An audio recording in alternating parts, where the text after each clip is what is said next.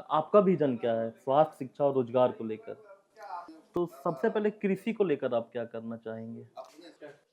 नमस्कार, मैं अभयराज और आप देख रहे हैं आपकी सभा। 2024 का जो साल होने वाला है, वो पूर्ण रूप चुनाव को समर्पित होने वाला साल है। क्योंकि वर्तमान का जो समय है, उसमें लोकसभा की सारी तिथि घोषित हो गई है। सभी प्रत्याशी अपने चुनाव को लेकर तैयारी करने लग गए हैं। झारखंड एक ऐसा राज्य है जहां उपचुनाव भी होने वाला है। झारखंड राज्य की बात करें तो गांडेय विधानसभा एक ऐसा क्षेत्र जहां उपचुनाव होने वाला है। लोकसभा चुनाव के साथ वहां उपचुनाव भी होंगे। सभी प्रत्याशी लगे हुए तैयारी कर रहे हैं। आज के इस पॉडकास्ट में हम आपको मिलवाने वाले हैं बीजेपी के प्रत्याशी दिलीप वर्मा जी से। उनसे बात करेंगे गांडे विधानसभा के बारे में, क्या अभी स्थिति है गांडे की और क्या उनका विजन है गांडे को लेकर। जब वो जीतेंगे तो क्या क्या गांडे में परिवर्तन करेंगे, क्या क्या वो काम करेंगे। तो स्वागत कीजिए हमारे चैनल में दिलीप वर्मा जी का। स्वागत है सर हमारे चैनल में। जी, नमस्कार। सर सवालों का सिलसिला शुरू करें उससे पहले सबसे पहले आपको मेरी पूरी टीम की तरफ से बहुत बहुत बधाई प्रत्याशी बनने पर। तो अगर हम बात करें गांडे विधानसभा की, सबसे हॉट सीट होने वाली है इस बार के चुनाव में। लोकसभा चुनाव के साथ विधानसभा की भी चुनाव है। वर्तमान समय में अगर हम बात करें तो गांडे विधानसभा की क्या स्थिति है? देखिए, आप सभी जान रहे हैं जी। कि यह उपचुनाव, कई जगह उपचुनाव होते हैं तो परिस्थितियां अलग अलग होती है। जैसे दुर्भाग्यवश किसी क्षेत्र में, किसी विधानसभा में, किसी लोकसभा में दुर्भाग्यवश तरीके से अगर किसी प्रत्याशी की मृत्यु हो जाए, अस्वस्थ हो जाए या कुछ घटना घट जाए, जी। तो यहाँ उपचुनाव होता है। लेकिन यह उपचुनाव माने स्थानीय विधायक के द्वारा और राज्य सरकार के द्वारा गांडे की जनता को थोपा गया उपचुनाव है। अपने लोभ में, अपने स्वार्थ में, अपने लालच में लोगों ने गांडे की जनता को अनर्गल रूप से एक चुनाव थोपा, जिससे लगभग साल भर से अपने गांडे विधानसभा क्षेत्र का विकास अवरुद्ध है। आप को जनता ने 5 साल के लिए भेजा था, लेकिन 5 साल के दौरान आप क्या काम कर रहे हैं, क्या करते, ये तो अलग विषय है। लेकिन ये 1 साल जो अपने पूरे क्षेत्र का विकास का अवरुद्ध किया गया है, यह गांडे की क्षेत्र के लिए और यहाँ की गांडे की जनता के लिए दुर्भाग्यपूर्ण है। जी। अगर बात करें सर स्वास्थ्य, शिक्षा और रोजगार को लेकर, झारखंड के लिए पलायन एक बहुत बड़ा मुद्दा है। हम चाहते हैं आप बारी बारी से बताएं आपका विजन क्या है स्वास्थ्य, शिक्षा और रोजगार को लेकर। देखिए, सबसे पहले हम ये कहेंगे कि एक एकदम नियमित और एकदम कम समय के लिए यह उपचुनाव है। उपचुनाव के लिए समय की माने कि जो है बचा हुआ, आप सभी जानते हैं, मुश्किल से 3 से 4 महीना कार्य अवधि होने वाला ये चुनाव है। किसी भी जनप्रतिनिधि को इससे ज्यादा समय नहीं मिल रहा है। लेकिन मैं आपके चैनल के माध्यम से गांडे की जनता को और आप सबों को मैं आश्वस्त करना चाहता हूँ कि ये मैं महीना नहीं जोड़ रहा हूँ, ये दिन में नहीं जोड़ रहा हूँ, मैं घंटा जोड़ रहा हूँ कि अगर प्रत्येक घंटा मैं गांडे की जनता को क्या अपने आप से समर्पित कर सकूंगा। आज आने वाला दिन, अगर ये तो सभी अपने जनता जनार्दन पर निर्भर करता है, उनके निर्णय पर निर्भर करता है। लेकिन जो स्थितियां, जो परिस्थितियां हैं, वो भारतीय जनता पार्टी के लिए बहुत ही अनुकूल है।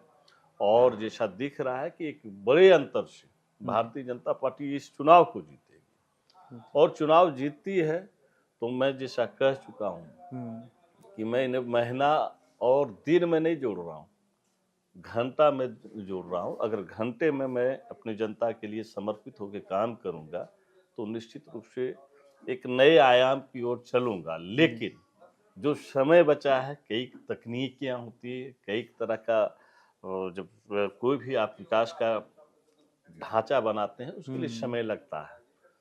तो अगर ये समय जो कम समय में अधिक देने का काम, अगर मैं अभी कह दूं कि यह आधारभूत संरचना को मैं तैयार कर दूंगा, इतने 3 महीने में हम्म, मैं पूरा पलायन का जो आप जी। शब्द का प्रयोग किए कि पलायन में रोक दूंगा, तो मुझे लगता है कि मैं गलत बोल रहा हूँ, काहे कि समय कम है।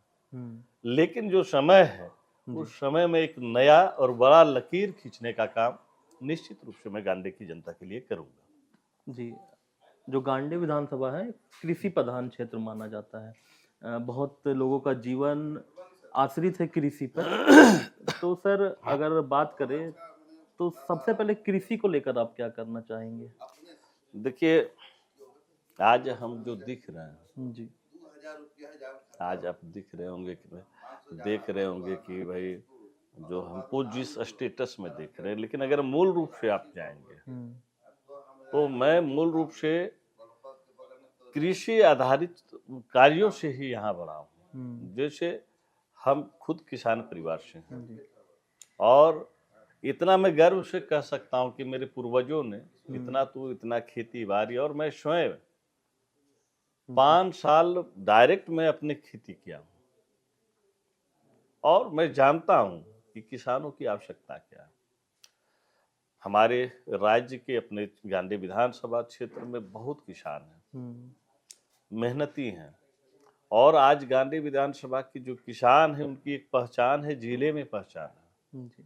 लेकिन वो अपना मेहनत कर सकते हैं, वो बीज लगा सकते हैं, तो अधिक बीज लगा सकते हैं, तकनीक अपना सकते हैं जी, जो उनके पास है। बिल्कुल। हमारी सबसे बड़ी प्राथमिकता है कि खेतों तक पानी पहुंचाना।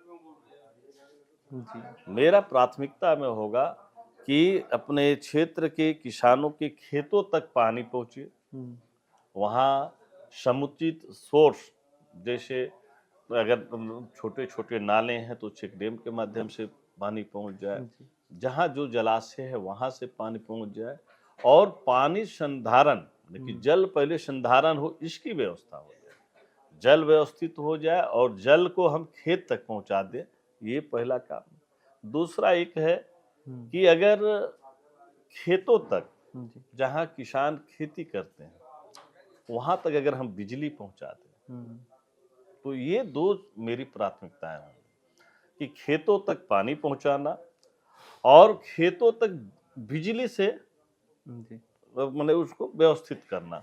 तब क्या होगा कि किसान को एक बड़ी सुविधा मिल जाएगी, जी। और निश्चित रूप से जो मेहनती हमारे किसान हैं, हम्म, आज आधा ग्रिड को हरा सब्जी उपलब्ध गांधी ही कराता है। जी। तो उनकी जैसे जैसे खेती करने का लागत कम होगा, जैसे जैसे उनके अधिक मात्रा में पानी का पहुंच जाएगा, उसके खेत तक पानी पहुंच जाएगा, तो किसान हमारे मजबूत होंगे।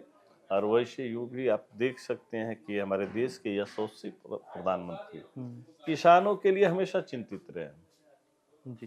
प्रधानमंत्री फसल योजना के योजना, तहत जी मैंने सर। कि 2003 महीना में और 6000 सालाना सालाना। लोगों के खाते में भी मैंने कि उनको प्रोत्साहित करने के लिए, उन्हें मजबूत करने के लिए समय समय पर दे रहे हैं, जिससे जो कभी जब किसान हमारे संकट में होते हैं तो इनको समझिए जीवन दान मिलता है। उसी तरह से हमें अपने क्षेत्र में क्या समस्या है, ये आपके जनप्रतिनिधि को समझना होगा कि हमारे क्षेत्र के किसान को आवश्यकता किस चीज़ का है, वो वहाँ के जनप्रतिनिधि को समझना होगा। और मैं बताया कि मैंने 5 साल स्वयं खेती किया, तो मुझे पता है किसानों की प्राथमिकताएं क्या हैं, और मैं उसे करने का काम करूँगा। एक और उनको उनकी जो समस्या है प्रत्यक्ष रूप से होती है स्टोरेज को लेकर।